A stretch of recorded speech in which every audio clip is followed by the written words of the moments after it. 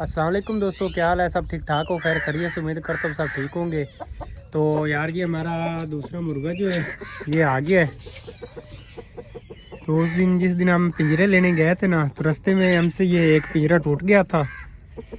तो ये देखो, इसको भी ठीक कराना है, लेकिन मुर्गा आ गया दूसरा भी। तो इसको सुबह ही लेके जाएंगे।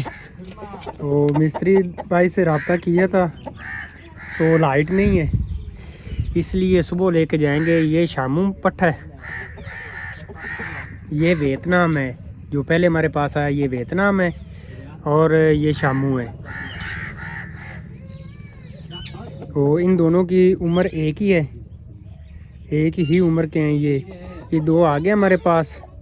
अब जो एक पट्ठा और है लाल कलर में है, और एक इसमें थोड़ी सी जो है ना, ये देखो लाल लाल शेड आ रही है इसकी गर्दन पे भी और कमर पे भी। लेकिन जो दूसरा है हमारा वो बिल्कुल मुकम्मल ब्लैक है, वो भी इसका भाई है। तो वो इससे भी ज़्यादा खूबसूरत है। ये वाला जो मुर्गा है ना, इससे भी ज़्यादा वो खूबसूरत है। और ये एक ही है हमारे पास, इसका और भाई नहीं है हमारे पास कोई। तो अब जो मुर्गे हैं हमारे जितने भी हैं वो सारे लेके हम तकरीबन दो और हैं, दोस्तों के पास हैं, वो मुर्गियों के लिए लेके गए हुए हैं।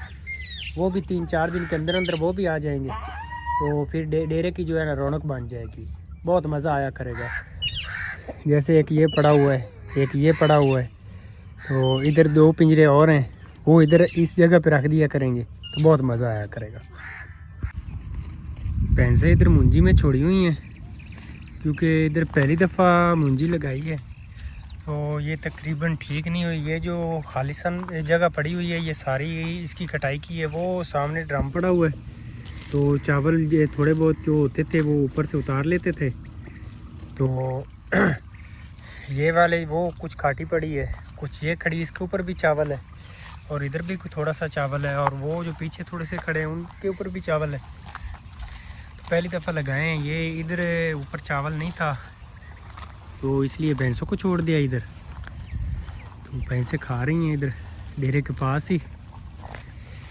और जो छेड़ू है भैंसों का, ये देखो साथ में हुक्का भी ले आया है, और साथ हुक्का पी रहा है, और साथ मुंजी की कटाई भी कर रहा है, और साथ ही जो है हुक्का भी पी रहा है।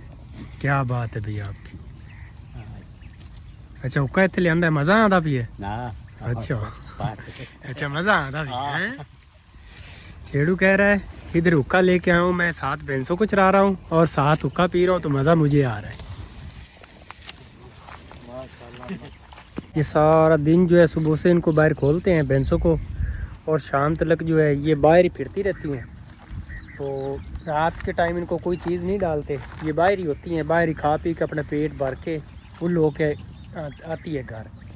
तो अब इधर से इन्होंने अपना पेट फुल कर लेना है, और ये फिर घर आ जाएंगी। जो दूध वाली भैंसें हैं उनको जो है दाना वगैरह डाल दिया जाएगा तूड़ी के ऊपर, खाल वगैरह बंडा। और जो दूसरी भैंसें हैं उनको बस अंदर बंद कर दिया जाएगा, सुबह फिर बाहर चली जाएंगी। यार मिट्टू को भी आज बाहर निकाला है, काफ़ी दिन हो गए थे ये घर में ही पड़ा रहता है, तो आज इसको भी बाहर निकाला है।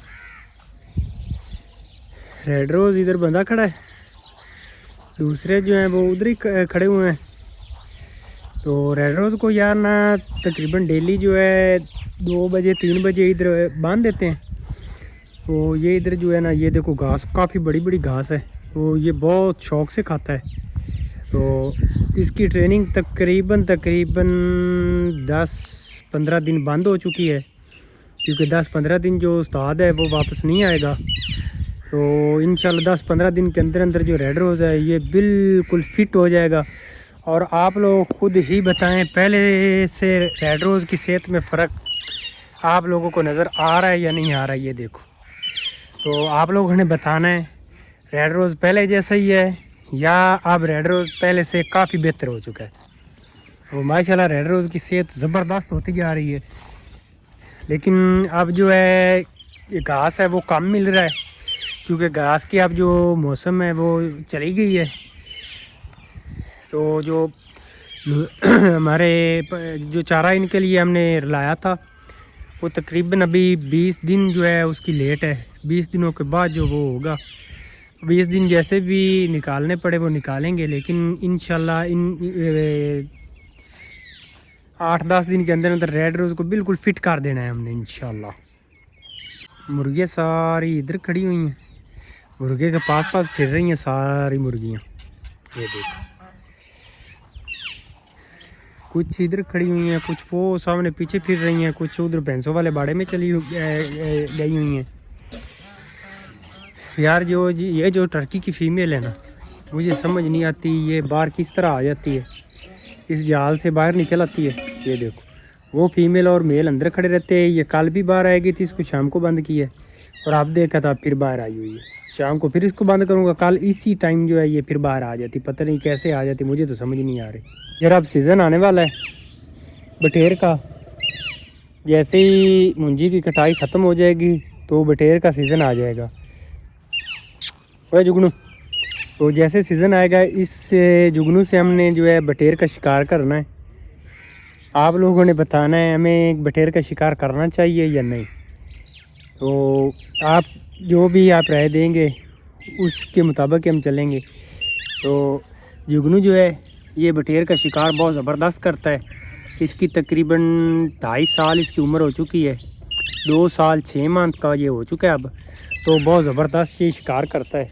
तो आप लोगों ने कमेंट करके बताना है, अगर आपने इसका शिकार देखना है आप लोग बताएंगे तो मैं आपको इसका शिकार भी दिखाऊंगा। यार मोती को आज जो है ना गोश्त वगैरह डाला है तो इसका पेट देखो कितना बड़ा हुआ खड़ा है।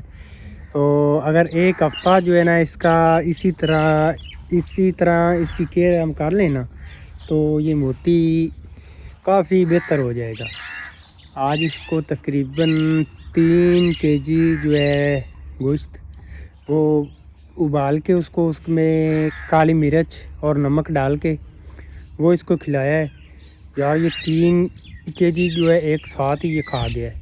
तो ये कोई बड़ी बात नहीं है, बड़ा डॉग है, इसको 3 केजी खाने से कोई मसला नहीं है।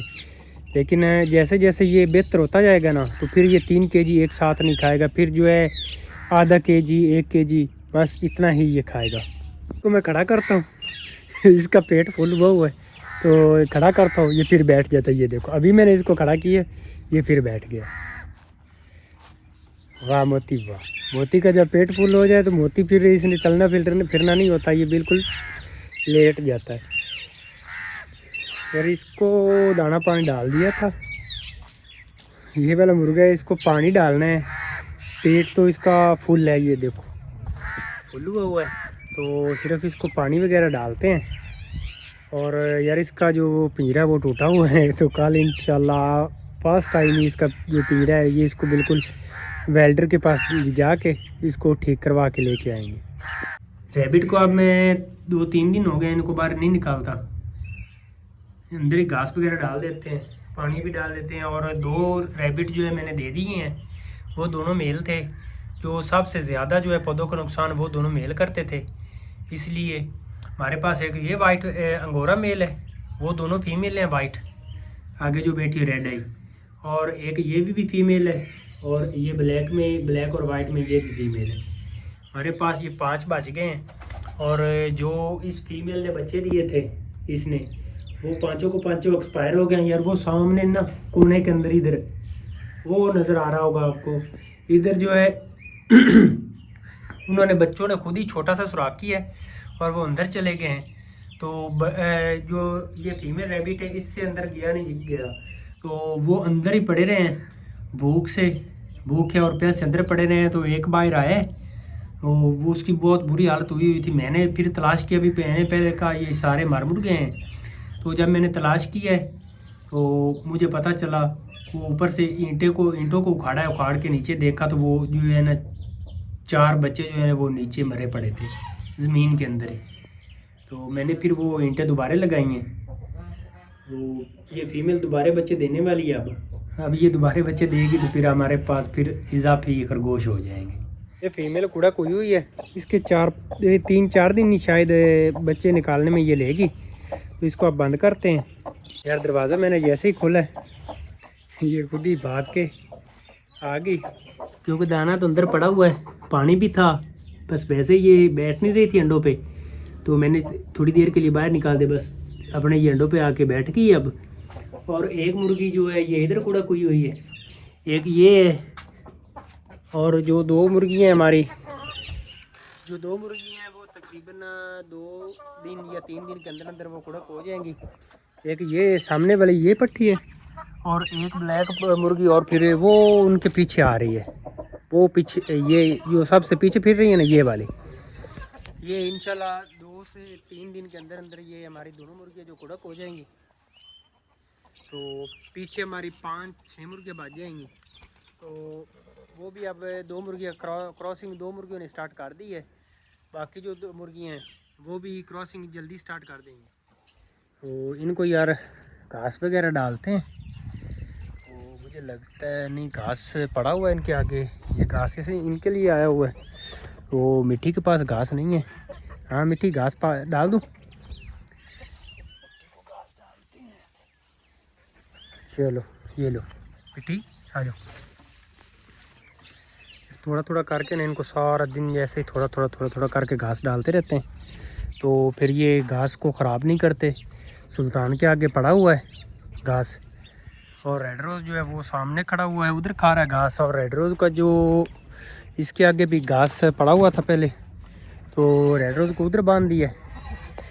और सुल्तान और मिट्टी इधर खड़े हैं क्योंकि यार इनको उधर बांधते ये तंग बहुत करते हैं। रेड रोज़ जो है वो शरीफ बच्चा है, बिल्कुल शरीफ बच्चा है। और सुल्तान और मिट्टी ये दोनों बहुत बदतमीज़ है, बहुत तंग करते हैं यार, इसलिए इनको उधर नहीं बांधते। सुल्तान जो रेड रोज़ है वो बहुत प्यारा और अच्छा और नाइस बच्चा है, वो बिल्कुल तंग नहीं करता। तो आपने आप पिजन का पेड़ बनाना है। ये जो सामने फीमेल जा रही है ना, ये सामने वाली ये फीमेल, ये वाली, और इसके साथ वो जो ऊपर ये सामने मेल आ गया, इसका पेड़ बनाते हैं। मुझे लगता है ये भी मेल है। और इधर एक और इसी कलर की फिर रही है, ये फिर रही, ये सामने वो उड़ गई, वो हो गई मस्जिद के ऊपर, ये फीमेल है, ये बड़ी फीमेल है ये वाली, और ये जो है ये मेल है। ये दोनों आ गए हैं बिल्कुल साथ साथ। इनका पेड़ बनाते हैं अब, ये इन दोनों का पेड़ बनाएंगे। इन पिजन को बाहर निकालते हैं, दूसरे सारे पिजन बाहर फिर रहे हैं, इनको बाहर निकालते हैं। तो गाइस अगर मेरा व्लॉग पसंद आया हो, लाइक सब्सक्राइब ज़रूर कर देना और दुआओं में याद रखना। मिलेंगे कल के नेक्स्ट व्लॉग में। अल्लाह हाफ़िज़।